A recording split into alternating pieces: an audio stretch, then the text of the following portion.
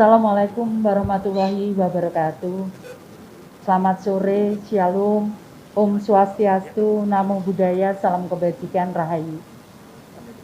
Yang saya hormati teman-teman yang ada di ruangan ini dan teman-teman media. Pertama, terus terang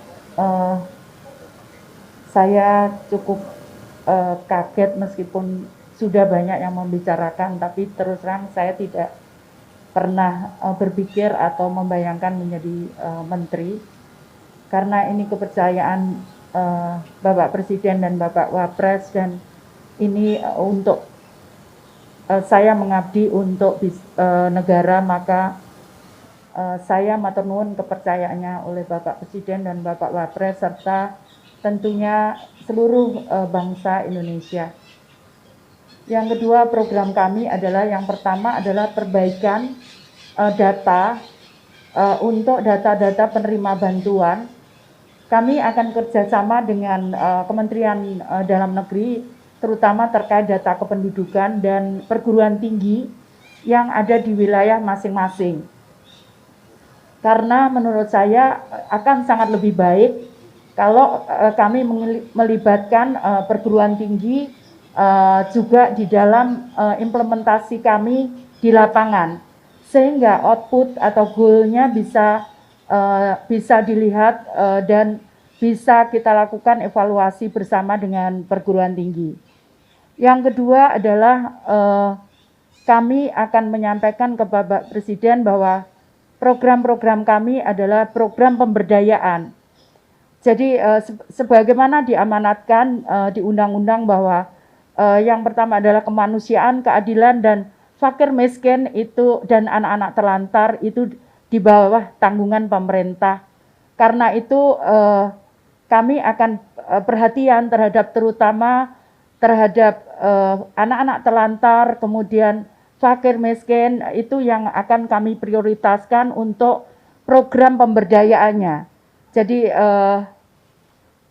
sehingga anak-anak kita bukan hanya menengadahkan tangan, tapi mereka bisa melakukan segala sesuatu, termasuk yang sudah kami lakukan sebelumnya adalah bagaimana meskipun mereka disabilitas, namun mereka bisa berguna dan bermanfaat.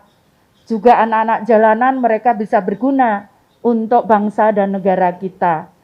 Yang ketiga adalah kami akan melakukan pemberdayaan karena dengan kerjasama dengan beberapa kementerian, misalkan Kementerian Koperasi, Perdagangan, Perindustrian, karena kami akan memberdayakan kalau suaminya sudah bekerja, namun kondisinya dia masih butuh bantuan atau miskin, maka kami akan melibatkan mesin yang kedua, yaitu kaum ibu-ibunya.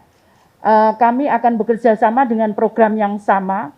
Tadi saya sampaikan membentuk koperasi bisa di tingkat kecamatan dan bisa di tingkat kelurahan. Kita akan lihat perkembangannya membutuhkan, karena tiap daerah itu mempunyai karakteristik yang berbeda-beda.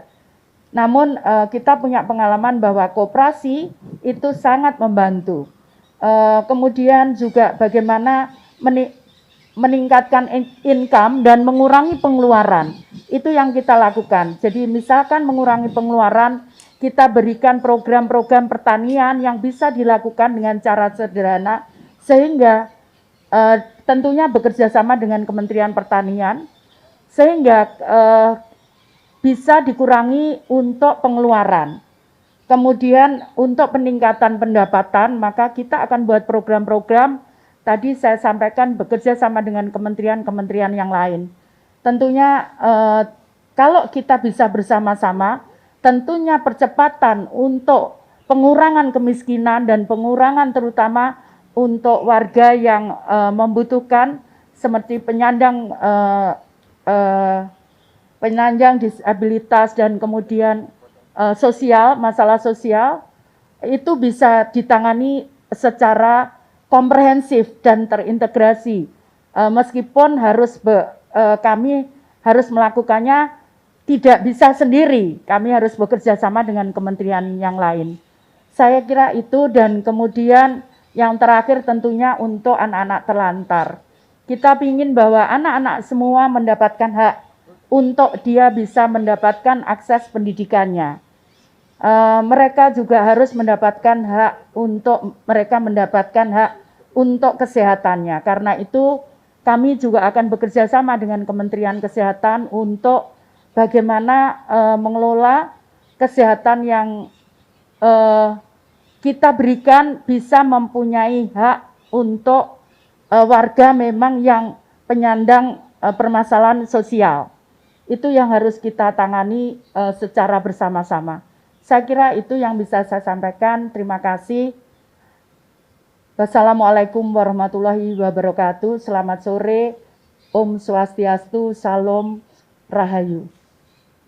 Terima kasih Ibu Tri. Silakan kembali ke tempat duduk.